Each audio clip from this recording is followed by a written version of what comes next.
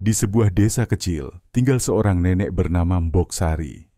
Usianya sudah senja, tubuhnya renta, tetapi hatinya tetap penuh kasih. Ia tinggal di sebuah rumah tua beratapkan anyaman bambu, ditemani oleh satu-satunya cucunya, Dika. Dika adalah anak laki-laki yang periang. Sejak kecil, ia dirawat oleh Mbok Sari setelah kedua orang tuanya meninggal dalam kecelakaan. Walaupun hidup mereka sederhana, Mbok Sari dan Dika selalu bahagia. Setiap sore, mereka duduk di beranda, menikmati teh hangat sambil bercengkerama tentang impian-impian Dika. Namun, kebahagiaan itu hancur ketika suatu hari Dika jatuh sakit. Demam tinggi membuat tubuhnya lemah, dan di desa itu, dokter sulit ditemukan. Mbok Sari telah berusaha sebisanya, tetapi takdir berkata lain. Dika menghembuskan napas terakhir dalam pelukan sang nenek. Sejak saat itu, rumah kecil Mbok Sari menjadi sunyi. Namun anehnya, ia tak pernah merasa benar-benar sendirian. Setiap pagi, ia tetap menyiapkan sepiring nasi dan secangkir teh untuk Dika. Setiap malam, ia merasa ada tangan kecil yang menarik selimutnya. Para tetangga mulai berbisik. Mereka melihat Mbok Sari berbicara sendiri di teras, seolah-olah Dika masih ada. Mereka merasa kasihan, mengira kesedihan telah membuat nenek itu berhalusinasi. Suatu malam, hujan turun dengan deras. Petir menyambar, angin menderu. Mbok Sari duduk di dalam rumah, menggenggam selendang peninggalan Dika. Lalu, suara langkah kecil terdengar dari belakangnya. "Nenek, jangan menangis," suara lembut itu berbisik. Mbok Sari tersenyum. Ia tahu itu suara Dika. Ia tak takut. Baginya, Dika masih ada, tetap menemaninya dalam bayang-bayang, dalam kenangan, dalam cinta yang tak akan pernah pudar. Dan di malam yang penuh badai itu, seorang tetangga melihat sesuatu dari jendela rumah Mbok Sari. Sesosok bocah kecil duduk di samping nenek itu, tersenyum dalam cahaya temaram lampu minyak. Keesokan paginya Mbok Sari terbangun lebih awal dari biasanya. Udara pagi masih dingin, embun menggantung di ujung daun, dan burung-burung mulai berkicau. Ia menyiapkan sarapan seperti biasa, sepiring nasi, sepotong tempe goreng, dan segelas teh manis. Ia meletakkannya di meja kayu kecil dekat jendela, tempat Dika biasa duduk. "Hari ini cuacanya cerah, Nak. Kalau kamu masih di sini pasti sudah lari-lari di halaman," gumam Mbok Sari, matanya menerawang keluar. Tiba-tiba, kursi di depan meja itu berderit pelan, seolah ada yang baru saja duduk. Angin bertiup lembut, menggoyangkan tirai bambu di jendela. Mbok Sari tersenyum, merasa kehadiran Dika semakin nyata. Saat siang menjelang, Mbok Sari pergi ke sumur di belakang rumah. Ia menimba air dengan tenaganya yang tersisa, tetapi embernya tersangkut di dasar sumur. Ia mencoba menarik lebih keras, tetapi tangan rentanya mulai gemetar. "Nek, biar aku bantu." Suara itu terdengar lagi, begitu dekat. Tiba-tiba, ember yang tadi berat terasa ringan. Air pun naik ke permukaan, seperti ada tangan tak terlihat yang membantu. Mbok Sari menariknya perlahan, lalu tersenyum. "Terima kasih, Nak." Ia membawa air masuk ke rumah, membasuh mukanya, lalu duduk di kursi bambu kesayangannya.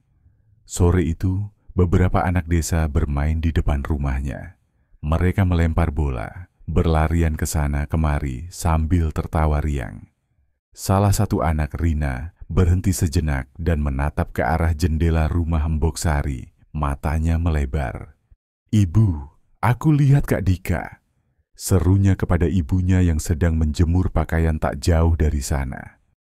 Sang ibu menoleh ke arah jendela rumah Mbok Sari, tetapi yang ia lihat hanya Mbok Sari yang duduk sendirian, tersenyum sambil menatap keluar. Rina berlari mendekat ke ibunya. "Benar, Bu, dia berdiri di samping Mbok Sari, tersenyum ke arahku." Sang ibu mengelus kepala anaknya, mencoba menenangkan. "Mungkin kamu hanya salah lihat, Nak." Namun saat itu juga angin berhembus kencang. Tirai jendela Mbok Sari tersingkap, dan beberapa anak yang bermain di halaman tiba-tiba terdiam. Salah satu dari mereka menunjuk ke arah jendela dengan wajah pucat. "Aku juga melihatnya," bisiknya pelan. Sementara itu, di dalam rumah, Embok Sari masih berbicara lembut. Rina dan teman-temannya melihatmu, Dika. Sepertinya mereka merindukanmu juga. Di sudut ruangan, bayangan seorang bocah berdiri dalam kehangatan cahaya sore, tersenyum lembut, seolah-olah tak pernah pergi. Malam mulai merayap, membawa serta kesunyian yang semakin pekat. Embok Sari duduk di depan tuanya, menatap ke arah jendela yang masih setengah terbuka. Lampu minyak di sudut ruangan berkelip-kelip, cahayanya menari di dinding bambu rumahnya. "Dika, kau masih di sini kan?" Suaranya lirih, hampir seperti bisikan. Angin berhembus lembut menggoyangkan tirai jendela. Samar-samar terdengar suara langkah kecil di lantai kayu. Embok Sari tersenyum, merasa Dika duduk di sampingnya seperti dulu ketika mereka biasa bercengkerama sebelum tidur. Di luar rumah, beberapa tetangga masih membicarakan kejadian sore tadi. Rina dan anak-anak lain bersikeras bahwa mereka melihat sosok Dika. Beberapa orang tua berusaha menenangkan mereka, menganggap itu hanya imajinasi anak-anak. Namun, ada juga yang percaya bahwa arwah Dika memang masih tinggal di rumah itu, menjaga neneknya.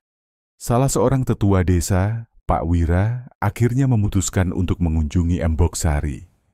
Ia berjalan perlahan menuju rumah kecil di ujung desa, membawa sebuah lentera. Setibanya di sana, ia berdiri di depan pintu dan mengetuk pelan. "Embok Sari, ini saya, Pak Wira. Boleh saya masuk?" Tak ada jawaban selama beberapa detik, hanya suara angin yang berdesir di antara pepohonan. Namun perlahan, pintu kayu itu terbuka sendiri, berderit pelan.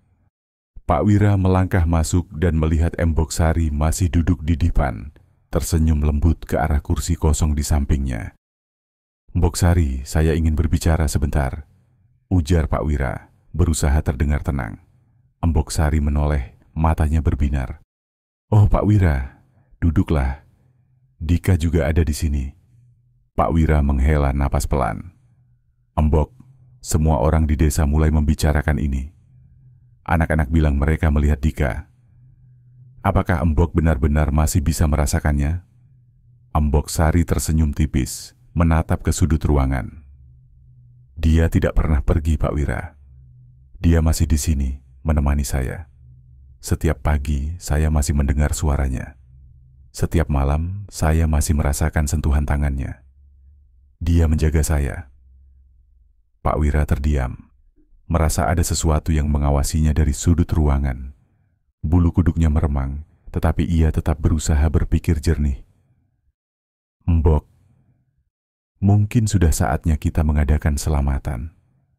Mendoakan Dika agar dia bisa beristirahat dengan tenang," katanya hati-hati.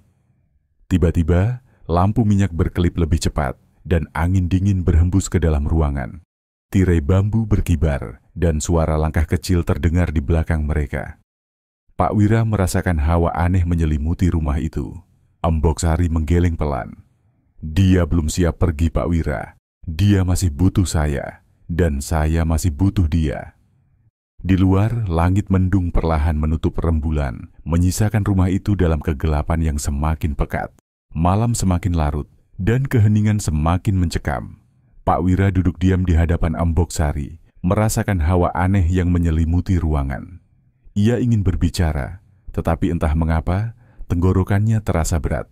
Embok Sari masih tersenyum, pandangannya menerawang ke kursi di sampingnya, seolah ia benar-benar melihat sosok yang tak tampak oleh mata orang lain. "Dika, nak, Pak Wira ingin mendoakanmu. Kau mau kan?" Suara Embok Sari begitu lembut, seakan sedang menenangkan seorang anak kecil. Namun tiba-tiba angin dingin berhembus lebih kencang. Lampu minyak berkedip, hampir padam. Di sudut ruangan, bayangan bergerak perlahan. Pak Wira mengusap matanya, memastikan bahwa ia tidak salah lihat. Lalu terdengar suara lirih, hampir seperti bisikan. "Aku tidak mau pergi." Pak Wira tersentak. Suara itu bukan berasal dari Embok Sari. Di luar, Beberapa anjing desa mulai melolong panjang. Suara jangkrik yang tadinya nyaring mendadak hilang, seolah alam pun menahan napas. Embok Sari tetap tenang. Ia mengelus selendang yang selalu ia bawa, selendang yang dulu sering dipakai Dika. "Baiklah nak, kalau kau belum mau tidak apa-apa, nenek akan selalu ada di sini untukmu." Pak Wira merasa ada sesuatu yang tidak beres. "Mbok, mungkin ini bukan tentang Dika yang tidak mau pergi. Mungkin ada sesuatu yang menahannya." Embok Sari menoleh perlahan, matanya yang keriput menatap Pak Wira dengan sorot yang sulit dibaca. "Apa maksudmu, Pak Wira?" Pak Wira menelan ludah. Ia merasa udara di dalam rumah itu semakin berat, seperti ada sesuatu yang tak kasat mata tengah mengawasi mereka. Kadang, arwah yang belum tenang bukan karena mereka ingin bertahan, tapi karena ada hal yang belum terselesaikan. Saat itu juga, terdengar suara ketukan pelan di jendela. Tok, tok, tok. Pak Wira menoleh dengan cepat. Tak ada siapa-siapa di luar, hanya kegelapan pekat dan bayangan pepohonan yang bergoyang tertiup angin. Namun Embok Sari tersenyum. "Itu pasti Dika. Dia selalu mengetuk jendela kalau ingin tidur di sebelah saya." Pak Wira merinding. Ia berdiri perlahan, bersiap untuk berpamitan. "Mbok, saya akan datang lagi besok. Mungkin saya bisa membawa Pak Ustaz untuk mendoakan Dika." Embok Sari mengangguk pelan, tetapi masih tetap duduk di tempatnya. Saat Pak Wira melangkah keluar rumah, ia merasa sepasang mata mengawasinya dari balik jendela. Matanya menangkap sesuatu, sesosok bayangan kecil berdiri di dalam rumah, menatapnya dari balik tirai. Pak Wira berusaha tidak panik. Ia mempercepat langkahnya menuju rumahnya sendiri, meninggalkan rumah kecil itu di bawah cahaya rembulan yang mulai tertutup awan. Sementara itu, di dalam rumah, Embok Sari masih berbicara lirih. "Tak apa, nak. Kau boleh tinggal di sini selama yang kau mau." Bayangan di sudut ruangan bergeming, perlahan mendekat ke arah sang nenek. Malam semakin larut, dan rumah kecil itu tenggelam dalam kesunyian. Embok Sari masih duduk di dipannya, tangannya mengelus selendang milik Dika dengan lembut. Di sudut ruangan, bayangan samar masih berdiri, tak bergerak. Angin kembali berhembus, membawa suara lirih yang terdengar seperti bisikan. "Nenek, aku lelah." Embok Sari menoleh, matanya penuh kasih. "Kau mau tidur, nak? Kemarilah seperti dulu." Bayangan itu bergerak mendekat, langkahnya nyaris tak bersuara. Lampu minyak berkedip lagi, cahayanya semakin meredup. Saat itu, sesuatu yang dingin terasa menyelimuti udara di dalam rumah. Di luar, Pak Wira berjalan cepat menuju rumahnya. Pikirannya masih dipenuhi bayangan yang tadi ia lihat. Ada sesuatu yang tidak biasa dengan rumah Embok Sari. Ia memutuskan untuk menemui Pak Ustaz besok pagi. Namun, ketika ia baru saja sampai di beranda rumahnya, seorang warga lain, Mak Suminah, datang tergopoh-gopoh. Wajahnya pucat, napasnya tersengal. "Pak Wira, saya dengar sesuatu dari rumah Embok Sari." Pak Wira segera menenangkan Mak Suminah. "Apa yang kau dengar?" Mak Suminah menggigit bibirnya, jelas masih ketakutan. Suara anak kecil menangis, tapi suaranya aneh, seperti jauh, seperti berasal dari bawah tanah. Pak Wira merasakan bulu kuduknya meremang. Ia langsung memutuskan untuk kembali ke rumah Embok Sari malam itu juga. Sesampainya di sana, rumah itu masih tampak sunyi, tetapi ada sesuatu yang membuat udara terasa lebih berat. Ia mengetuk pintu perlahan. "Embok Sari, ini saya, Pak Wira." Tak ada jawaban. Pak Wira menempelkan telinganya ke pintu. Di dalam ia bisa mendengar suara Embok Sari yang berbicara pelan, tetapi suaranya tidak seperti sedang berbicara dengan seseorang yang nyata. "Kau ingin tidur? Baiklah, nenek akan menemanimu. Jangan takut, nak." Pak Wira menghela napas. Ia memberanikan diri mendorong pintu yang ternyata tidak dikunci. Saat pintu terbuka, matanya langsung tertuju pada Embok Sari yang sedang duduk di depannya. Tetapi ada sesuatu yang membuat dadanya menegang. Embok Sari sedang memeluk sesuatu. Sesosok tubuh kecil, kurus, yang kepalanya bersandar di pangkuan sang nenek. Pakaiannya lusuh, rambutnya acak-acakan, dan kulitnya terlihat pucat kebiruan. Pak Wira nyaris mundur, tetapi kemudian ia menyadari sesuatu yang lebih mengerikan. Sosok kecil itu perlahan mendongak, dan sepasang mata kosong menatap langsung ke arahnya. Nenek sudah janji, Dika tidak akan pergi. Suara itu menggema di dalam kepala Pak Wira, tetapi bibir anak itu tidak bergerak. Lampu minyak tiba-tiba padam, dan malam itu dari rumah kecil di ujung desa terdengar suara tawa lirih, bercampur dengan bisikan yang memenuhi kegelapan. Pak Wira mundur beberapa langkah, jantungnya berdegup kencang. Tubuhnya terasa berat, seolah ada sesuatu yang menahannya untuk berlari. Di hadapannya, sosok kecil yang menyerupai Dika masih duduk di pangkuan Embok Sari, menatapnya tanpa ekspresi. Embok Sari tersenyum lembut, seperti tak menyadari keanehan yang sedang terjadi. Tangannya dengan penuh kasih mengelus rambut sosok itu. Pak Wira, lihat, Dika kembali. Dia hanya ingin bersama nenek. Pak Wira ingin mengatakan sesuatu, tapi suaranya tercekat. Udara di dalam rumah semakin dingin dan ada aroma aneh yang menyengat hidungnya, seperti bau tanah basah yang lama tertimbun. Lalu, sosok kecil itu berbicara lagi, suaranya datar.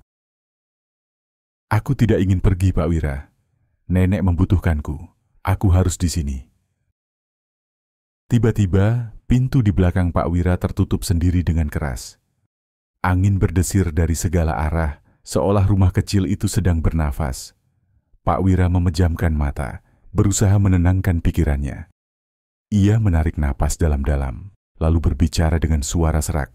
Mbok, ini bukan Dika. Embok Sari menoleh cepat, sorot matanya berubah tajam.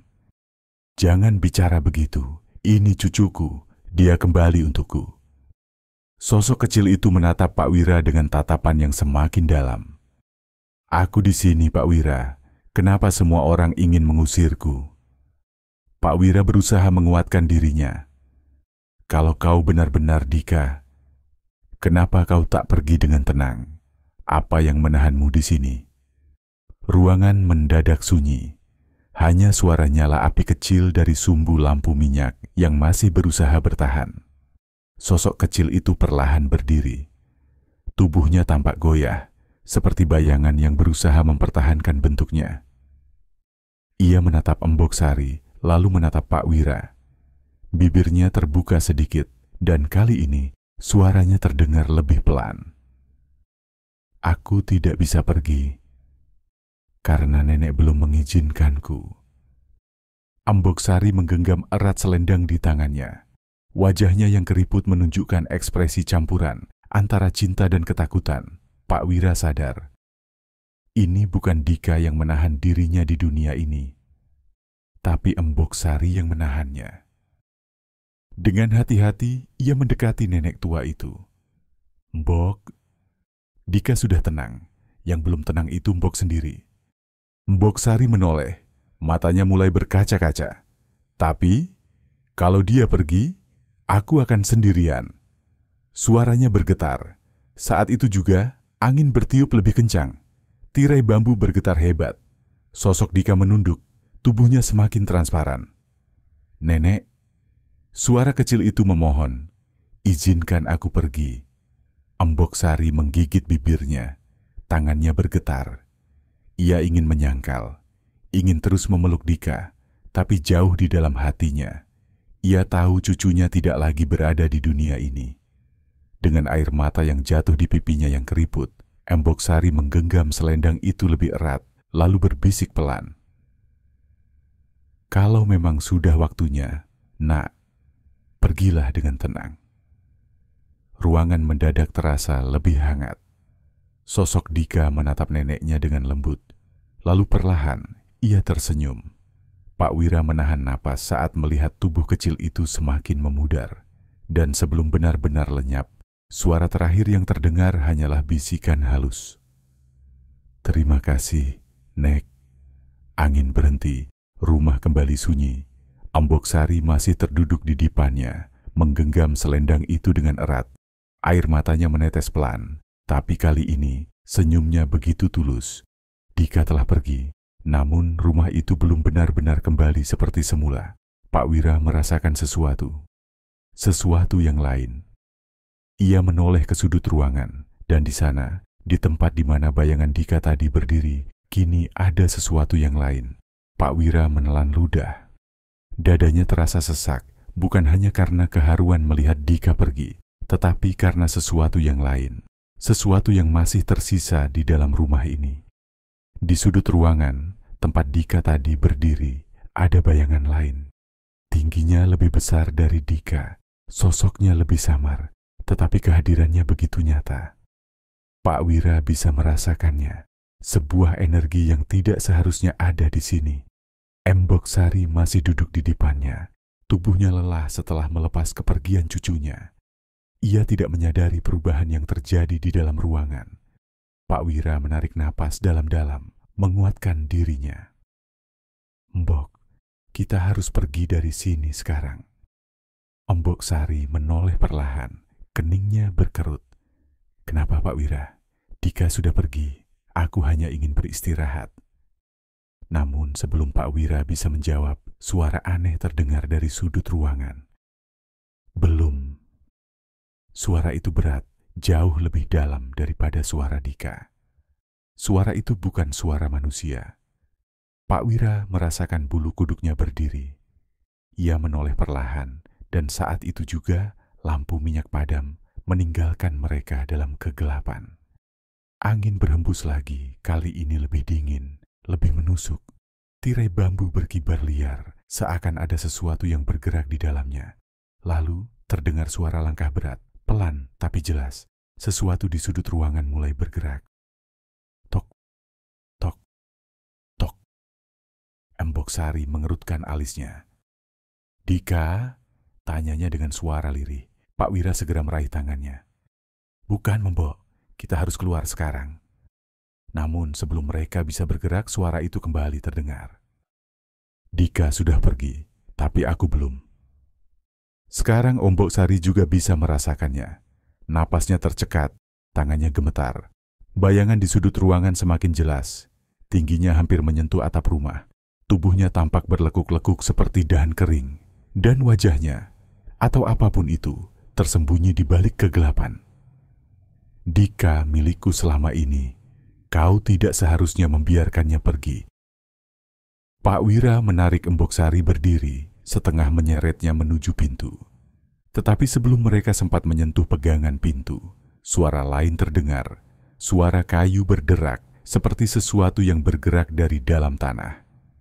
Dan kemudian mereka melihatnya. Lantai rumah mulai retak dan dari celah-celahnya muncul tangan-tangan kecil yang pucat, bergerak liar, seakan berusaha meraih sesuatu. Tangan-tangan itu milik anak-anak. Pak Wira ingin berteriak, tetapi suaranya tertahan di tenggorokan. Amboksari hanya bisa terpaku. Matanya membelalak ketakutan.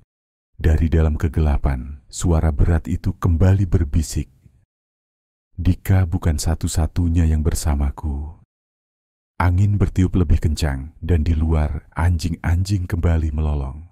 Malam itu, rumah kecil di ujung desa tidak lagi terasa seperti rumah.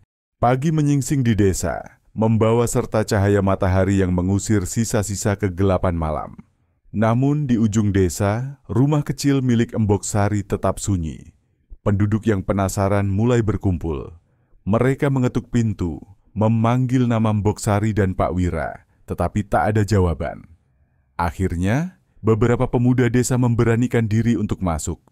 Saat pintu kayu tua itu terbuka, aroma tanah basah langsung menyeruak keluar. Di dalam, rumah itu kosong. Tidak ada tanda-tanda Amboksari maupun Pak Wira. Yang tersisa hanyalah selendang milik Amboksari, tergeletak di lantai, seolah baru saja terjatuh dari genggaman seseorang.